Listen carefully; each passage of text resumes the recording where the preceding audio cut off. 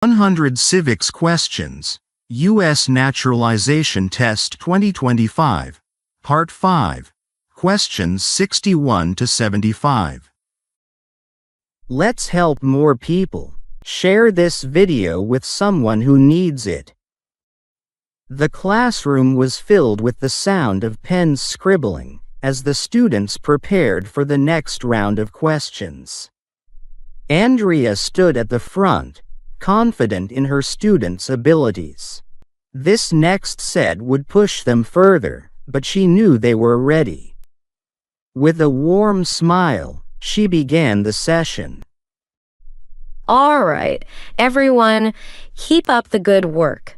Let's tackle the next set of questions, and remember, I'll explain why the answer is correct after each one. Question 61. Who does a U.S. Senator represent? A. Only people from the Senator's district. B. Only people from the Senator's party. C. All people of the state. I'll go with C. All people of the state. Correct. A U.S. Senator represents all the people of their state, not just a particular district or party. They work for the entire state and its citizens. Question 62. What was one important thing that Abraham Lincoln did? A. He ended World War I. B. He was the first president of the United States. C. He freed the slaves, which is called the Emancipation Proclamation. I'll go with C. He freed the slaves, which is called the Emancipation Proclamation. Correct. Abraham Lincoln's Emancipation Proclamation, issued in 1863, declared the freedom of slaves in Confederate states, which was a turning point in American history. Question 63. Who is one of your state's U.S. Senators? A. John Roberts. B. Nancy Pelosi. C. This answer depends on where you live. I'll go with C. This answer depends on where you live. Exactly. Each state has 2 U.S. senators, so the answer depends on where you live. You'll need to know your state's senators for the citizenship test. Question 64. What is an amendment? A. It's a rule for Congress. B. It's a new state law. C. It's a change to the Constitution. I'll go with C. It's a change to the Constitution. Correct. An amendment is a formal change or addition to the Constitution. There have been 27 amendments to date. Question 65. What are 2 rights of everyone living in the United States? A. The right to own property and the right to vote. B. Freedom of speech and freedom of religion. C. The right to free health care and free education. I'll go with B. Freedom of speech and freedom of religion. Correct. The First Amendment guarantees freedom of speech and freedom of religion for everyone living in the U.S. Question 66. Who is the Commander-in-Chief of the military? A. The President. B. The Secretary of Defense. C. The Vice President. I'll go with A. The President. Correct. The President of the United States is the Commander-in-Chief of the military, having ultimate authority over military decisions and national defense. Question 67. What happened at the Constitutional Convention? A. The Constitution was written. B. The Bill of Rights was passed. C. The Declaration of Independence was signed. I'll go with A. The Constitution was written. Correct.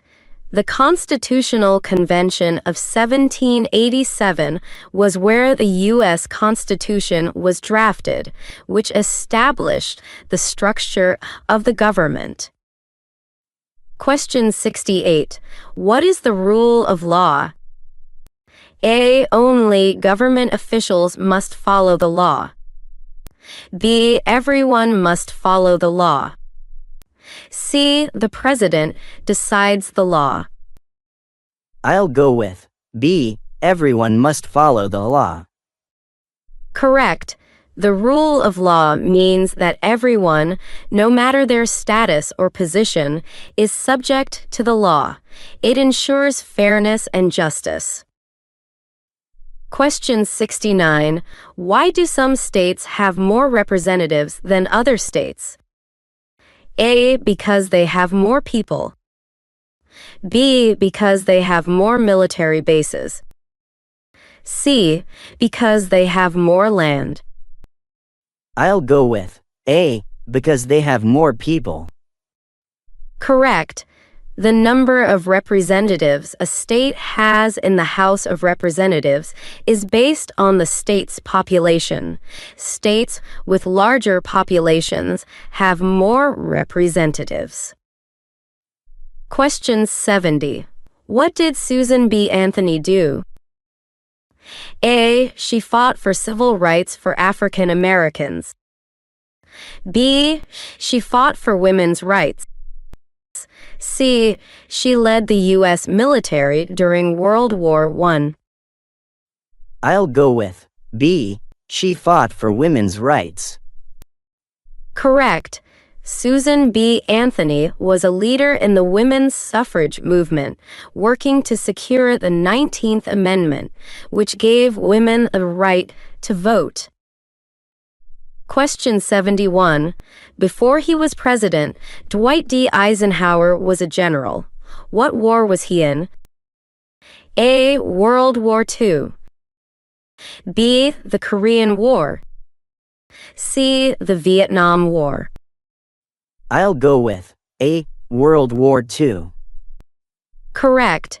Dwight D. Eisenhower was a five-star general during World War II, playing a key role in the success of the Allied forces before becoming president. Question 72. Name the U.S. war between the North and the South.